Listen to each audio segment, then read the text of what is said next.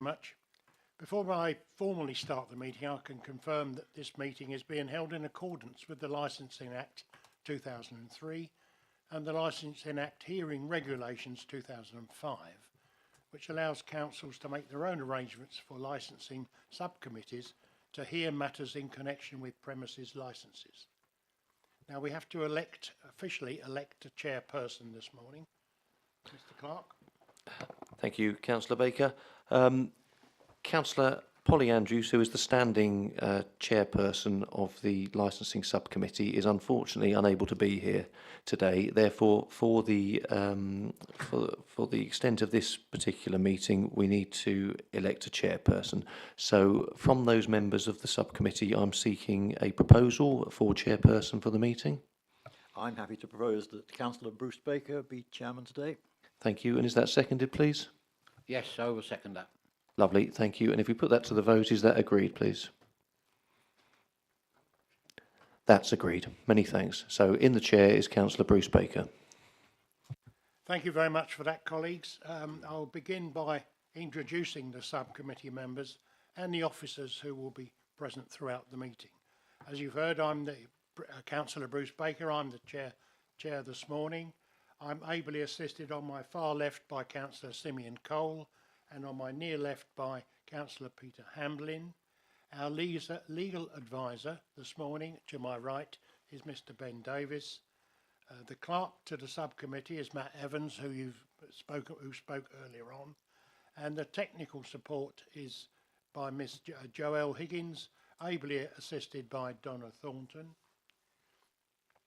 Now, please note the following points with regard to the conduct of this meeting. The council is video and audio streaming the meeting. It's live on the internet and we're making a recording. The recording forms part of the public record of the meeting and will be available on the council's website. Please remember what you say and do in this meeting has a global reach, and your words and actions should be chosen carefully. Please ensure all mobile devices are switched to silent.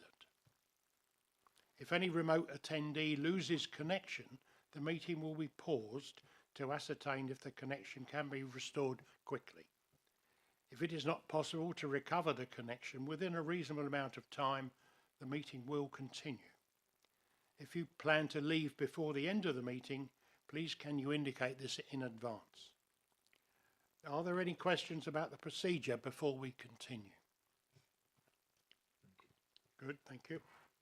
I will now proceed with the formal agenda of the meeting. Are there any apologies for absence? Apology for absence received from Councillor Polly Andrews. And are there any named substitutes? Councillor Simeon Cole is substituting on behalf of Councillor Polly Andrews. And do any members of the committee have any declarations of interest? No declarations of interest. So we're here this morning to meet regarding an application for a variation of a premises licence in respect of the Swan Hotel, Church Street, Kington, under the Licensing Act of 2003. The purpose of this application is for a variation of a premises licence in respect of the Swan Hotel, Church Street, Kington, and the order of speakers in attendance for this application. We have with us in the room, on behalf of the Licensing Authority, Miss Emma Bell and Mr. Fred Spriggs from the Licensing Authority will be with us online. For the applicant, we have Mr. Chris Lucan, who we've spoken to before. You can hear us clearly, Mr. Lucan? Yes, thanks, sir. Good, thank you very much. The order of speakers then, Emma Bell will speak on behalf of the Licensing Authority. Then you, Mr. Lucan, will speak on behalf of the applicant. Miss Bell. Thank you, Chair. As the Chair rightfully said, we're here today to consider an application for a variation for a premise licence in respect of the Swan Hotel, Church Street, Kington, HR 53AZ under the Licensing Act 2003. The recommendations are that the subcommittee determine the application with a view to promote the licensing objectives in the overall interest of the local community. They should give appropriate weight to the steps that are appropriate to promote those licensing objectives, the representations including any supporting information presented by all parties, the guidance issued to local authorities under Section 182 of the Licensing Act 2003 and the Herefordshire Council Statement of Licensing Policy 2020 to 2025, and the reasons for these recommendations that ensures compliance with the Licensing Act 2003. There are a number of options open to the subcommittee today. One would be to grant the licence subject to conditions that are consistent with the operating schedule accompanying the application. Grant the licence subject to modified conditions to that of the operating schedule.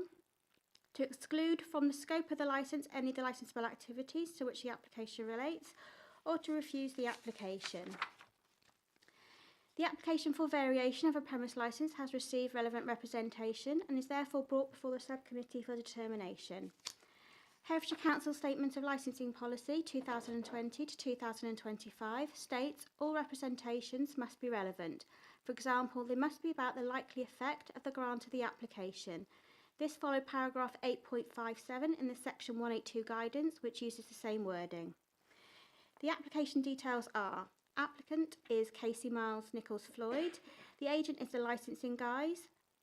The licensing authority received the application on the 26th of September 24.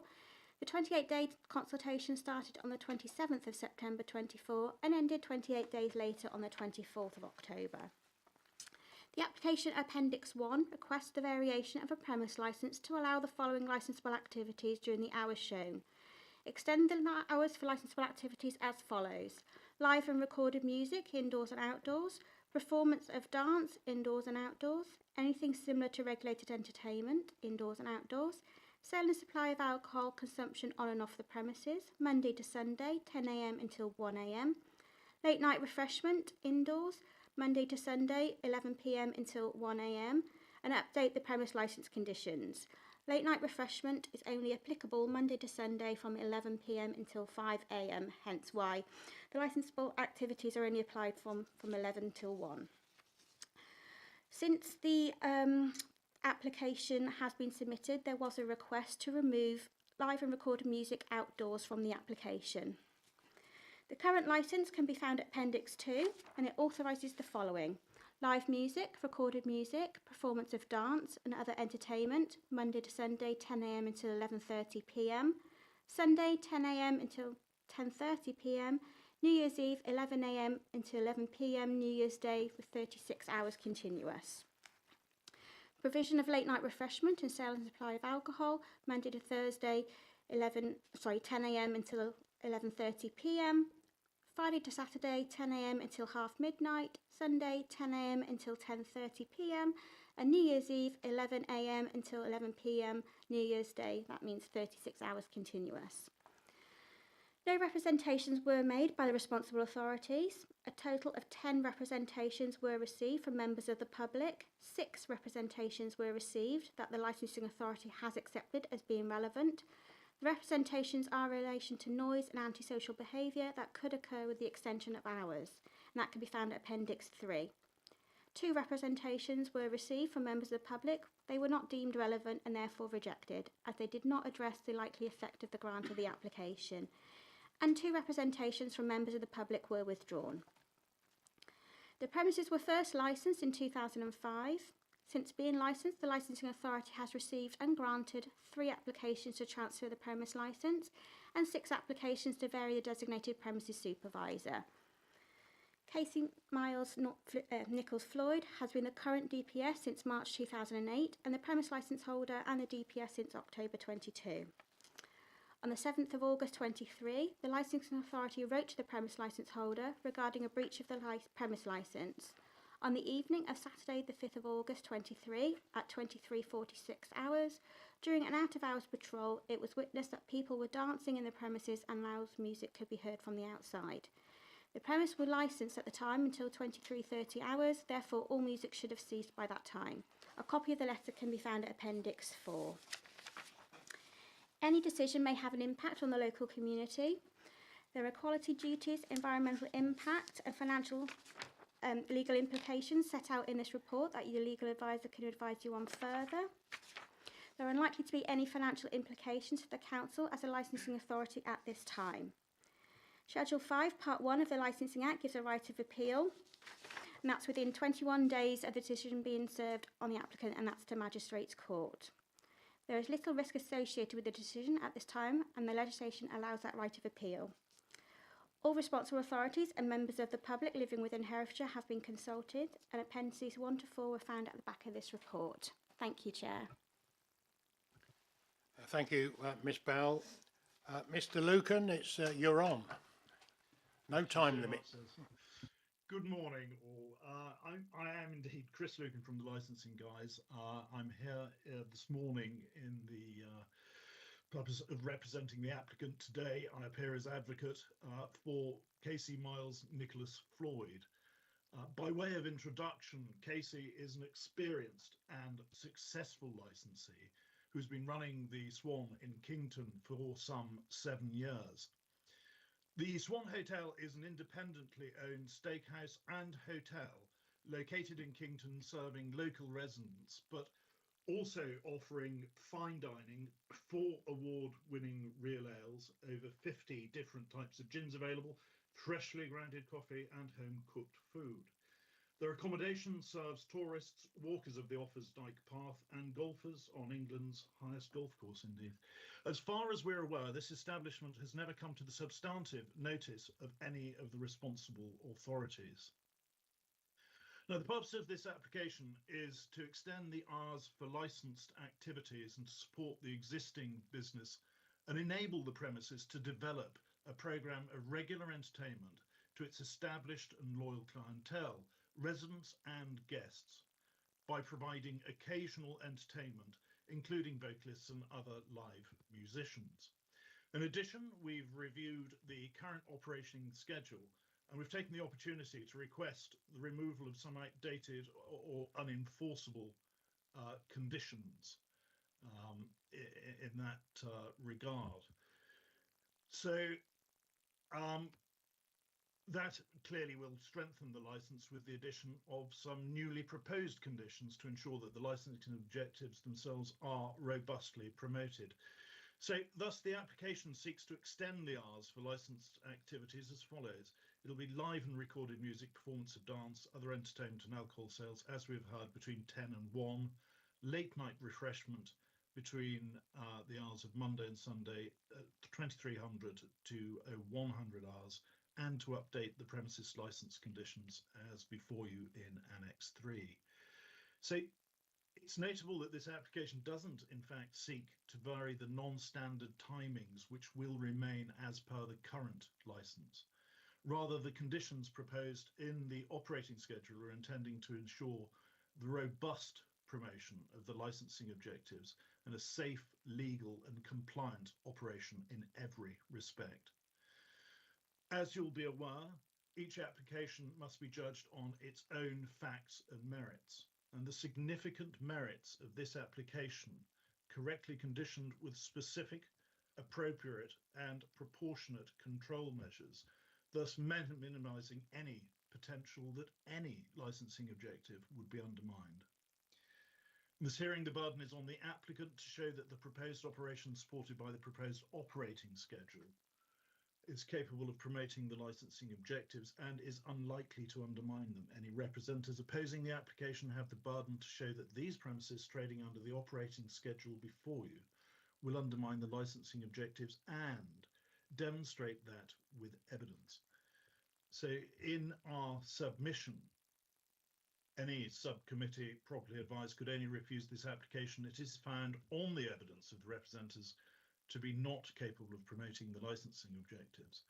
So you may ask yourselves, I think you rather know this, but I cross it nonetheless, why do the representatives, also known as the objectors, need to provide evidence? And that answer is found in para 943 of the section 182 guidance, which clearly states, and I quote verbatim, the authority's determination should be evidence-based, justified as being appropriate for the promotion of the licensing objectives, and proportionate to what it is intended to achieve. Now, significantly, there is no representation from the responsible authorities in the comprehensive hearing bundle today, which challenges, criticises, or even references the operating schedule, the applicant, or the designated premises supervisor whatsoever. And that is an undeniable and self-evident fact. So, let me walk you through who has, or rather in this case, who has not raised any representations or objection. The police, being the lead responsible authority and source of expert evidence on all crime, disorder and ASB issues in the North Herefordshire section, have raised no objection. Therefore, there is no representation from them. The licensing authority, being the lead responsible authority for all licensing matters in Herefordshire, has made no representation. Trading Standards and Children's Services, the responsible authorities who protect children from harm, Public Health, who deal with harm to health and substance misuse, the Planning Department and Environmental Health being the experts in noise pollution, and therefore the lead agency on the public nuisance licensing objective within Herefordshire Council, all raise no objections following our negotiations with them. This hearing is an evidence-based decision-making process. You as a committee cannot therefore be insensible to the fact that not one of these lead and expert responsible authorities has objected to this application or has presented any evidence against it. You can therefore rightly assume that in the opinion of all the responsible authorities, this operating schedule does not undermine, but in fact promotes the licensing objectives, otherwise they would be here with evidence to argue vehemently against it, as is their statutory duty. We're left then with the objections from members of the public. Now, categorically, these no doubt come from good people, but we need to think carefully about quite what they're complaining about and how relevant they are to the current application before you. So instead of dealing with each personally, I intend to break down the arguments raised in each by heading, and I shall deal with each in turn. But the overview looks something not unlike this. So, crime and disorder. An anonymous representative claims that ASB crime and disorder are rising in Kington. That may be, but I've served the crime maps for the past 6 months regarding the vicinity of the Swan Hotel. And yes, there was a crime spike in July at the far end of the square, but the data clearly shows that actually there are only 5 incidents over the past 6 months in the vicinity of the 2 pubs at this location, making that an average of 0.83 incidents per calendar month. And that's 1 incident in every 36 and a half days. I'm pretty much unaware that any of these incidents have been linked directly or indirectly to the Swan. In any event, most importantly, the police have no issue with the application and the inbuilt safeguards entailed. And the statutory guidance clearly tells us at para 2.1 that they are your source of expert guidance, and with respect, it's not for others to stand in their shoes. So, noise nuisance. Other anonymous representatives claim that there's already significant noise issues from the garden and traffic noise from patrons, and therefore will be significant from music nights, patrons leaving the premises later at night. And to that, we say 2 things. Firstly, the application is already heavily conditioned with the following terms. Noise or vibration shall not emanate from the premises so as to cause a nuisance. The premises licence holder will operate the business with general consideration and respect of the surrounding areas, neighbours and businesses. The premises licence holder or DPS or the responsible person must immediately comply with any request to adjust noise levels, frequency, spectrum made by an authorised person, and that being defined by Section 13 of the Licensing Act 2003, or indeed the police as it happens. Appropriate signs requesting patrons leave quietly and with consideration for neighbours in the vicinity will be displayed clearly and prominently at exits. And during events involving the provision of live or recorded music, the DPS or other responsible person will monitor music volumes and ensure that they're maintained at a reasonable level to prevent causing noise nuisance. Any entertainment provided in the outdoor area, well, actually, we've listened to this element. Following the representations, we're cognizant that we are part of that community and we've withdrawn any application for entertainment in the outdoor area, carte blanche. So that provision is no longer before you. All doors and windows, however, for the inside will be closed from 20 to 30 hours when regulated entertainment is being provided inside the premises. And this is quite important. The removal of waste or bottles into external bins will not take place between 2300 and 0730 on any day. The outside area will be closed from 2300 hours with the exception of patrons wishing to smoke, and appropriate signs requesting patrons leave quietly and with consideration for neighbours in the vicinity will be displayed clearly and prominently at exits. Environmental health have no issues with the above safeguards, and they are the lead experts in public nuisance. Okay, carry on. The squire, well, if he or she could liaise with us about any possible noise they're experiencing from the premises, or indeed rubbish thrown over their wall at the earliest opportunity, and preferably when it's happening, we'll monitor or identify which, if any, of our customers is throwing the rubbish, and Casey will call on them and provide his mobile number so they can call him wherever there seems to be a problem. Incidentally, one anonymous representative complains about lack of consultation. Now, clearly the consultation period is the consultation mechanism laid down in law, and clearly we've complied with it to the letter, hence these representations in this hearing today. Others complain about noise from cars. The square is a public car park used by numerous visitors to the town centre at all times of the day and night, and I just don't think that our customers are necessarily the source of this vehicular noise nuisance. It could arise from any vehicle used by any driver visiting any other premises in Kington, using this car park as they're lawfully entitled to do so in any way. Lastly, a representative has graciously accepted that the hours for live music at weekend requested are a matter of commercial experience, and we're truly grateful for that concession. However, he's concerned about music on every other day of the week. Now, by way of reassurance, we've no intention of putting on live and recorded music every day of the week. What we seek is the capacity to put on occasional music entertainment without constant resort to the submission of tens. So let me talk briefly about fear and speculation. The public representatives speculate that were to grant this license, then they fear that there may be problems. There are two main reasons why fear and speculation are not admissible in these proceedings. Para 943 of the Section 182 guidance clearly states the authority's determination should be evidence-based. Fear and speculation on what might or might not happen at some undisclosed point in the future or as a consequence of any decision today is plainly not evidence. And I note within your own policy, actually, there was a ruling in the case of Daniel Thwaites PLC versus Wirral Borough Magistrates Court, very dear to my heart, at the High Court of Justice QBD on the 6th of May 2008. The judgment indicates that your decision-making should be actuated by proper and real evidence.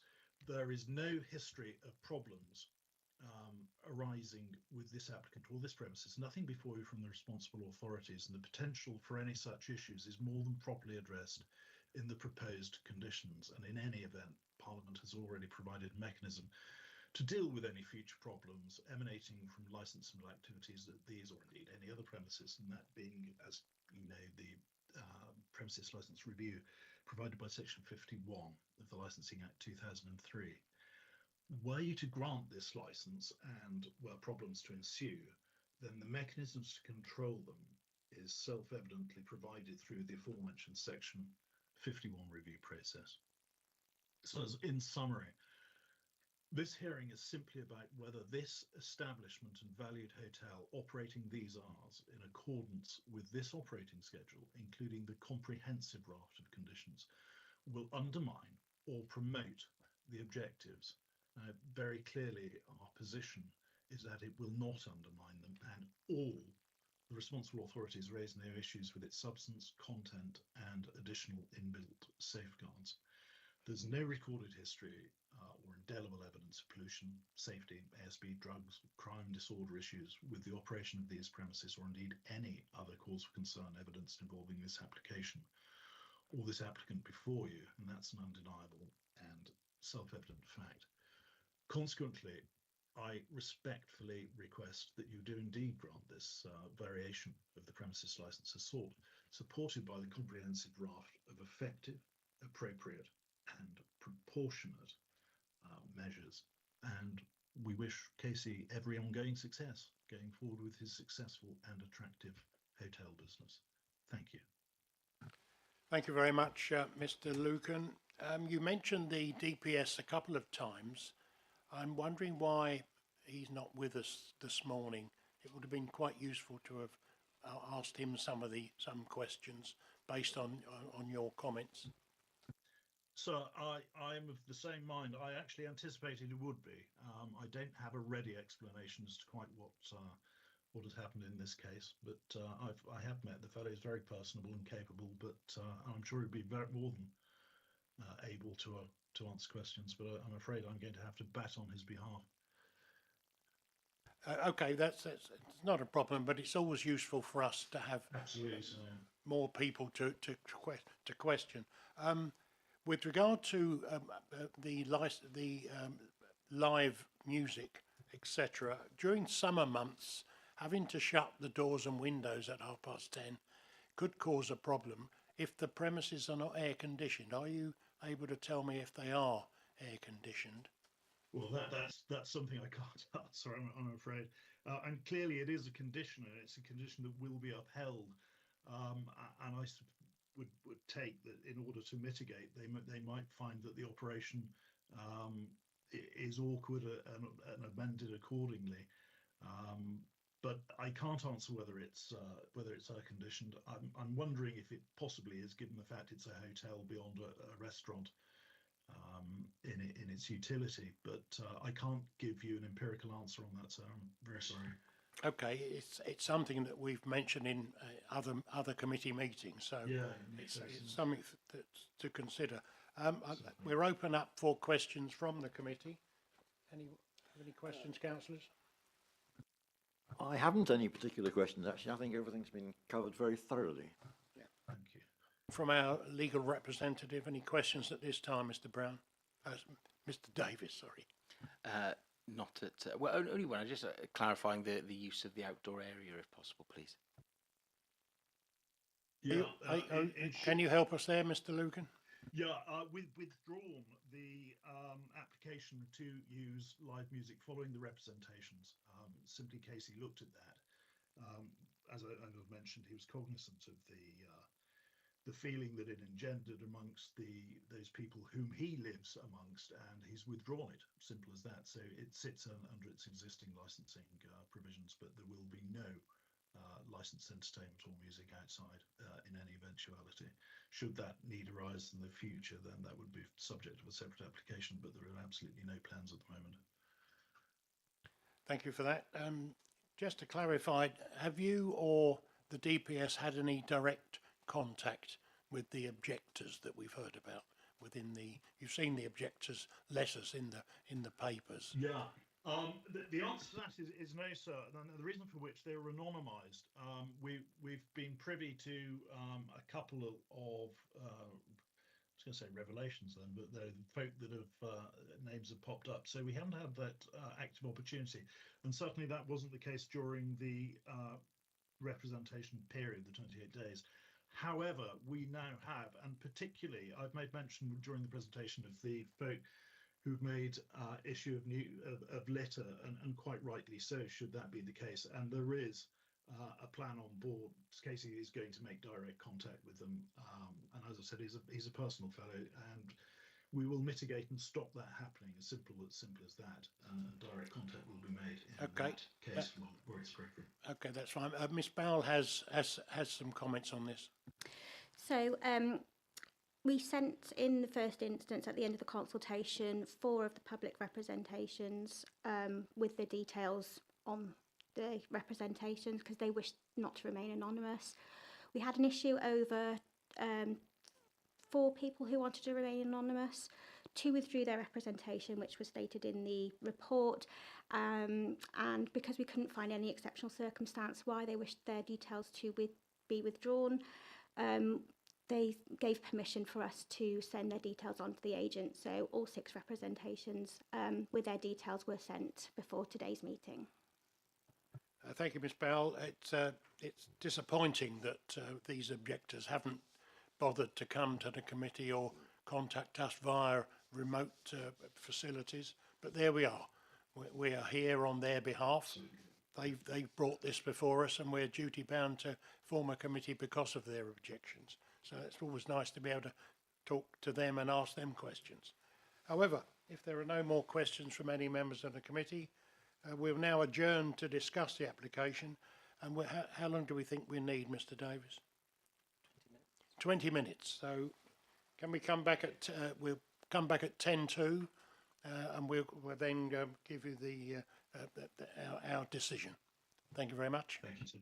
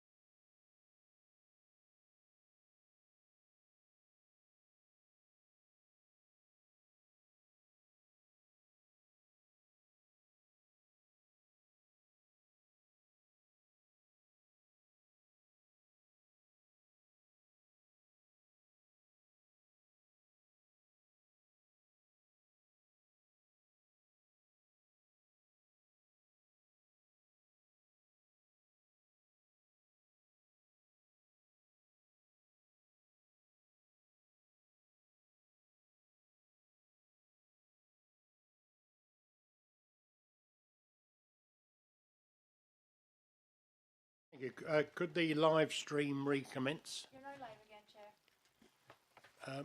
Mr. Lucan, you're on. Can you hear us okay? Yes, thank you, sir. Mr. Spriggs, you're there? Good. Right, welcome back to the licensing committee the licensing subcommittee. I'll now read the decision of the committee. The subcommittee's decision is to approve the application as amended.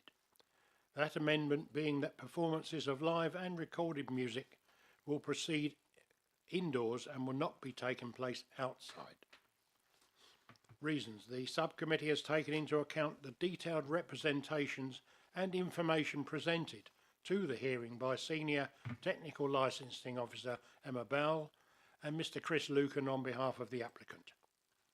The subcommittee fully recognises the concerns raised by the local residents and the reasons why the representations were made. The subcommittee can only consider those representations that relate to one or more of the licensing objectives. The subcommittee notes that there were no representations received from the responsible authorities, which includes West Mercia Police, trading standards and environmental protection. The subcommittee has considered the 6 relevant representations that have been made by members of the public. The committee were disappointed that none of the individuals raising concerns in respect of the application attended the hearing to present their views. The subcommittee notes the detailed submissions made by Mr. Lucan in support of the application. The committee were also disappointed that the premises licence holder did not attend the hearing to be available to answer questions from the committee. Overall, the subcommittee considers that the application made is comprehensive and will promote the licensing objectives. It is noted that the application has been amended to state that performances of live and recorded music will proceed indoors and will not take place outdoors. The applicant has stated that if there is a later need to extend those activities onto the patio, then they will submit another variation application. The subcommittee notes that section M, subsection D of the application states, any entertainment provided in the outdoor area will end by 22:30 hours. All doors and windows will be closed from 22:30 hours when regulated entertainment is being provided inside the premises. The outside area will be closed from 2300 hours, with the exception of patrons wishing to smoke. The subcommittee would strongly advise that should the premises licence conditions not be complied with, that the residents inform Herefordshire Council Environmental Health and Licensing Department, as well as the other appropriate responsible authorities, so that concerns are properly documented as soon as practicable. Under Schedule 5, Paragraph 4 of the Licensing Act 2003, the applicant or a person who made relevant representations may appeal against the decision. Schedule 5, Paragraph 9 states that such an appeal must be made to the Magistrates' Court within a period of 21 days from the date that the applicant is notified in writing of the decision. Should you wish to appeal this decision, then it is recommended that you obtain your own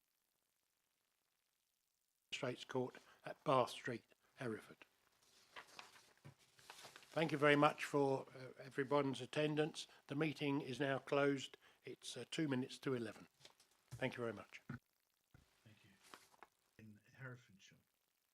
So we'll move to hear the concerns of possibly Mr. and Mrs. Davis from number 8. I don't know if that is part of